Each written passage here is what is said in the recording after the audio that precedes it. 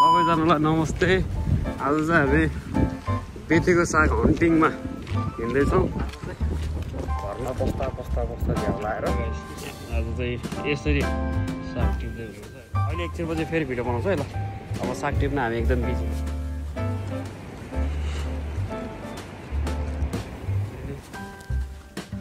Vlog बनाउनु पर्छ ल साथीहरू। ल सबैजनालाई नमस्ते। आज चाहिँ हामी बेतेको साग हन्टिङमा हिँड्दैछौँ। हाम्रो दिपक दाजु अनि म ट्याक्क लाएर कहाँबाट स्टार्ट गरेँ। अब यहाँ सागै साग छ होइन, कहाँबाट हजुरलाई साग टिपेकोबाट नि ओहो ठुलै भएछ त।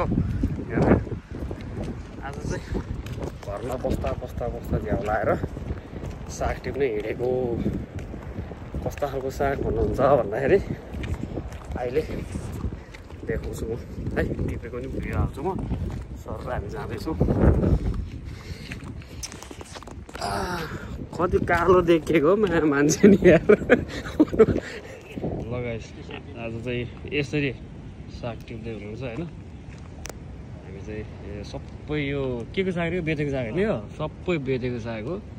सबै मजाले टिप्छौँ होइन। ल गाइस अब साग टिप्न लाग्यो। ल अहिले एकछिनपछि फेरि भिडियो बनाउँछ है ल। अब साग टिप्न हामी एकदम बिजी। ल केटाकेटी हो। ल सागहरू चाहिँ यो सब भन्छ आइरन।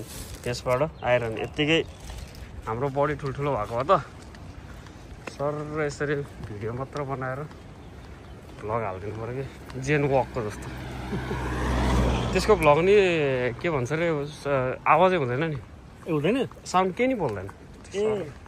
Only walk.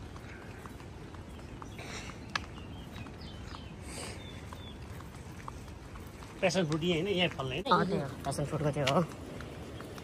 हेर मखमली फुल जस्तै सरर। यहाँ सयपत्री फुलमै हुँदो रहेछ। खै मैले कता कति देखेँ जस्तो लाग्यो। बस्ने घरको मुनिपट्टि त्यो बाटो बसेको छ।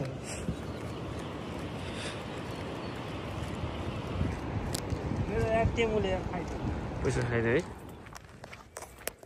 एउटा गिम्बल त किन्न पर्ने भएछ कि यो हातले त हल्लिँदो रहेछ क्या।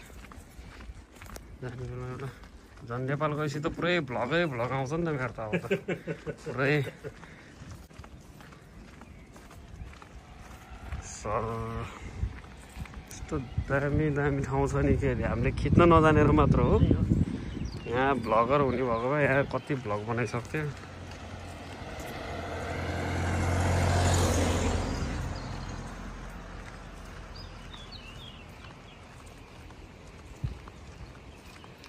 अब त टोलीहरू आएछ एकचोटि जानुपर्छ। त्यतिखेर चाहिँ त्यही त यसो हिँड्दै यसो गर्दै खिच्ने हो क्या भिडियो।